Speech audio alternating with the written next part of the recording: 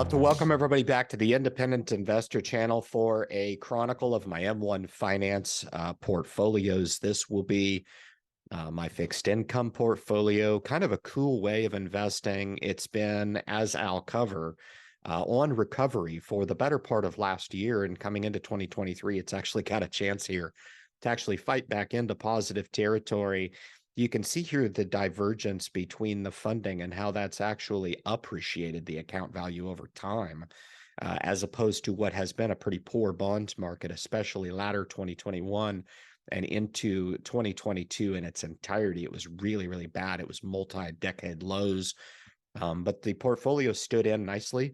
I funded it over time. I disclosed those amounts to you. The bond portfolio is available to you in its entirety in the description below.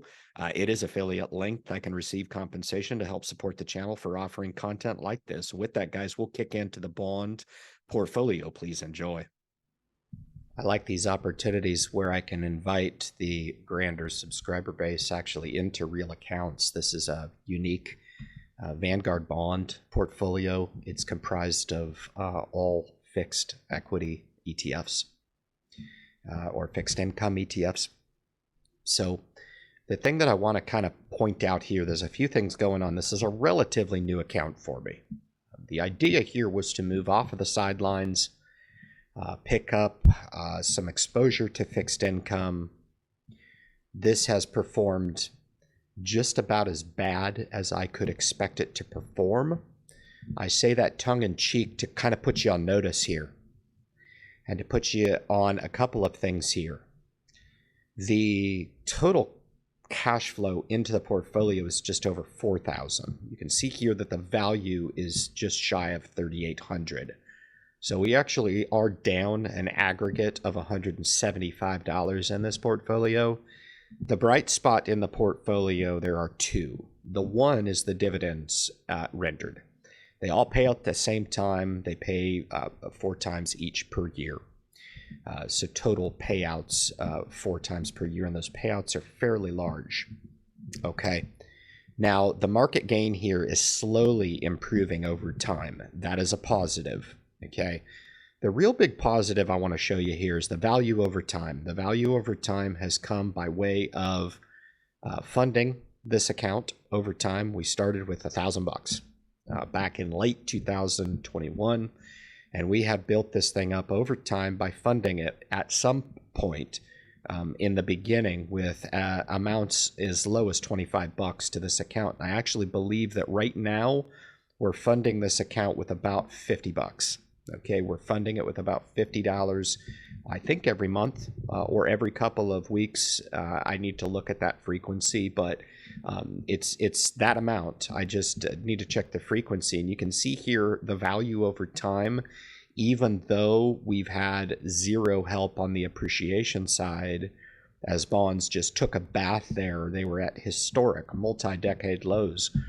Right at around the time that I bought it, of course, and I got to watch it absolutely nosedive. That was a lot of fun for me, but par for the course, and we live to fight another day. This is slowly recovering, and my dollar cost averages will pay off on the back end, only to see these ETFs come from the doldrums, which some of these are right close to sneaking out of the basement here at $1.23 and $2 respectively on the short-term corporate and the short-term bond ETFs here.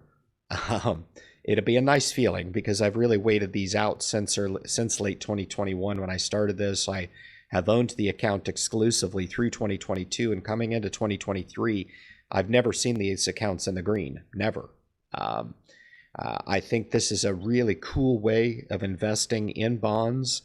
I think the total bond ETF by Vanguard probably could have been a better way to play bonds in all actuality, because the total overall interest rate in this is about 3.13%. The total rendering of the total bonds market ETF is close to 4, if not over 4%.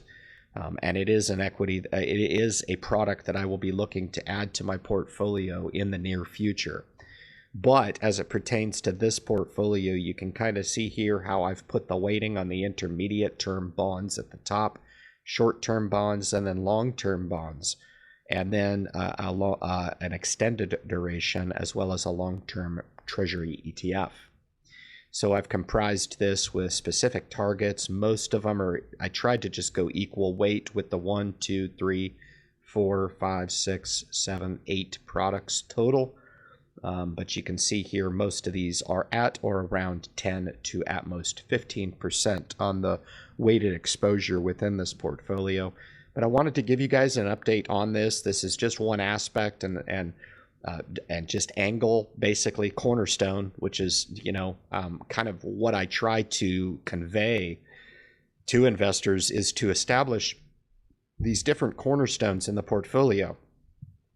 And individually, they may not make you wealthy overnight, but collectively, while one is actually digressing in value, you can have certain cornerstones in the portfolio actually performing for you over time. And given a long enough time horizon, that diversity of your cornerstones really can make a huge difference when we're talking about long-term performance. And this is just one aspect of how I seek out that performance in the equity market, or in the fixed income market in my bond ETF portfolio. So with that, guys, we'll kick you back and we'll conclude the video. Yeah, so we've come out of the bond portfolio. Hope you enjoyed that and understanding my explanation on how I've interpreted the performance of the portfolio up to date. We will continue to chronicle that on our way to our next financial threshold, which we're staring down the $5,000 mark en route to the all-elusive 10,000 mark. We'll get that portfolio up above that mark, and we'll evaluate it at that time. But I've been pretty satisfied with its recovery, that's for sure.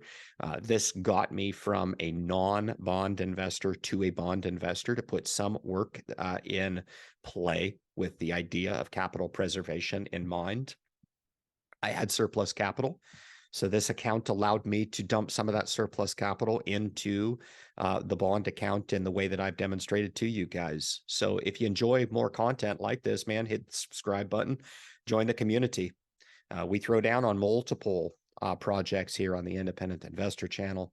I do all kinds of content across the board to really appeal to a diverse audience of people looking for exposure to equity markets, exposure via information that is released here through my network of companies that I do business with here on the Independent Investor channel.